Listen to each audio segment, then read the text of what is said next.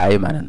और आज हम देखेंगे कोडशिफ सितंबर कुक ऑफ के क्वेश्चन जिब्रा क्रॉसिंग को। सवाल में दिया हुआ है कि एक जिब्रा क्रॉसिंग है।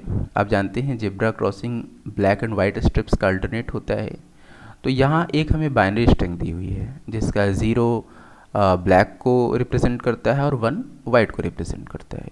बट ट्विस्ट ये है कि ये ज़रूरी नहीं है कि black and white strips alternate ही होंगे। लाइक ये जो स्ट्रिंग दी हुई है इनपुट में, तो यहाँ पर दो ब्लैक स्ट्रिंग ब्लैक ब्लॉक्स जो हैं वो कॉन्जिक्यूटिव हैं, तो ये हो सकता है।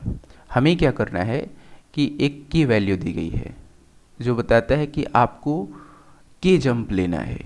हर जंप में क्या है कि आप जिस कलर पर करंटली हो उससे डिफरेंट कलर पर ही पहुंच सकते हो जंप करके।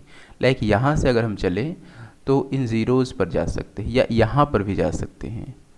सो हमें पता करना है कि क्या के जंप करना पॉसिबल है, और अगर है तो फारदेस्ट हम कहाँ पहुँच सकते हैं। मैं आपको एक सैम्पल इनपुट से समझाता हूँ। लाइक ये 6 लेंथ का एक स्ट्रिंग है और करेंटली हमें फर्स्ट पोजीशन पर रहना है। तो मेरा अप्रोच क्या होगा कि सबसे पहले हम ये पता करेंगे कि क्या के जंप लेना पॉसिबल है भी कि नहीं है। वो कैसे पता लगेगा? तो हम मैक्सिमम कितने अप एंड डाउन्स यानी कि अल्टरनेट स्ट्रिप्स हमें मिलते हैं वो पता करेंगे। लाइक 1 से हम 0 पर जा सकते हैं। हमें जब मैक्सिमम जंप कैलकुलेट करना है तो हम हर अल्टरनेट जो सबसे पहले हमको मिलेंगे उसका हम यूज़ करेंगे। लाइक अगर यहाँ से हम सीधा यहाँ पर जंप कर जाएं तो फिर एक जंप हुआ और फिर ये दो ही जंप कर पाएंगे। लेकिन पहले हमें ये पता करना है कि क्या की जंप पॉसिबल है कि नहीं। इसके लिए हम मैक्सिमम पॉसिबल जंप कैलकुलेट करेंगे। तो हम शुरू से ट्रैवर्स करेंगे एरे को, और जैसे ही मुझे डिफरेंट वैल्यू मिलेगा हम वहाँ पर पहुँचेंगे और उसको एक काउंट कर लेंगे। लाइक इस केस में हम मैक्सिमम जंप कितना ले सकते हैं? 1 से हम 0 पर गए तो ये 0 या ये 0 आपको इससे इक्वली ट्रीट करना होगा, क्योंकि आप 0 पर ही आपको जा सकते हैं 1 के बाद। तो यहाँ से फिर जैसे ही 1 मिला हमने जंप कर गया तो 2 जंप, फिर 0 3 जंप और ये 4 जंप। तो अगर ये के मेरा 4 से ज़्यादा होता 5 6 या कुछ भी, तो आंसर मेरा होता -1, क्योंकि that many jumps are not possible in this case. Okay, so अभी हम क्या देखते हैं कि जब हमने कैलकुलेट कर लिया कि मेरे टोटल जम्प्स इतने हैं, अगर उससे कम रहा कि जो कि पॉसिबल होना चाहिए, तो हम फारदेस्ट कहाँ पर पहुँच सकते हैं।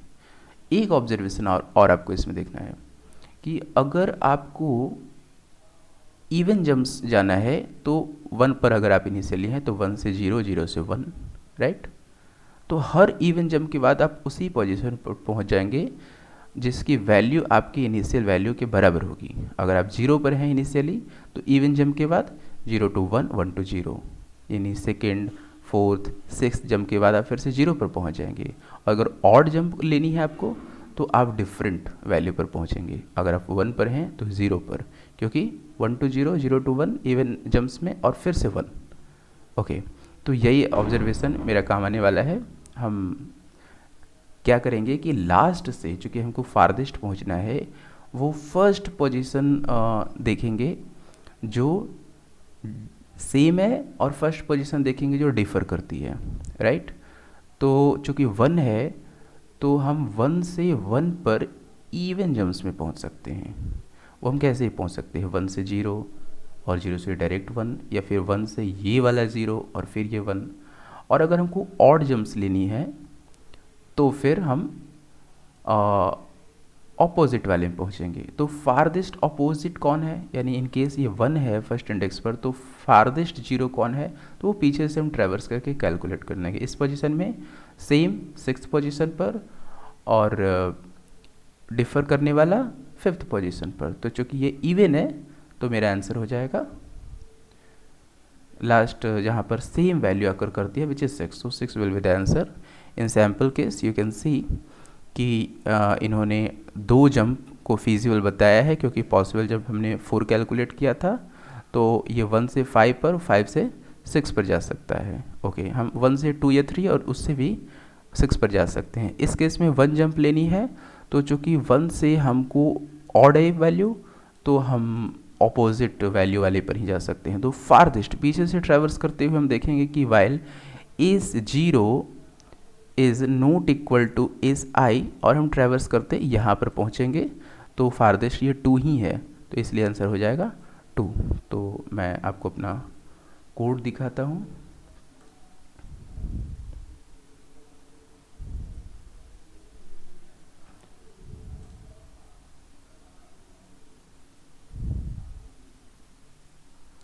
So this is my code. हमने क्या किया है कि हर टेस्ट केस में n और k ले लिया है, एक स्ट्रिंग में इनपुट ले लिया है और टोटल जंप को इनिशियलाइज़ किया है 0 से। फिर हम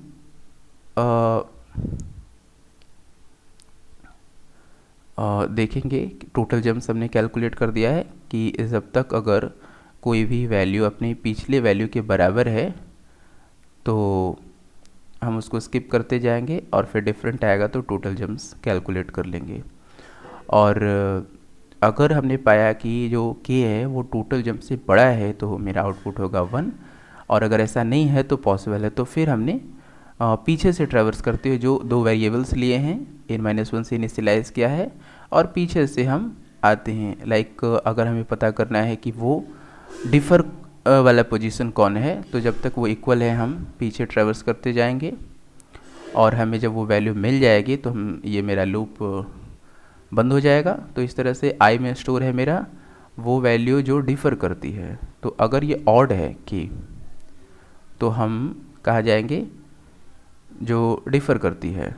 तो ये पोजीशन, चूँकि ये एरे जो है 0 इंडेक्स्ड है, हमें पोजीशन बतानी है, वो 1 इंडेक्स्ड है तो i+1 कर दिया है।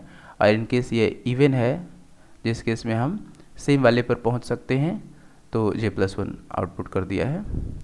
सो आप देख सकते हैं सॉल्यूशन सक्सेसफुली सबमिटेड है। तो thank you for watching the video. Thank you so much.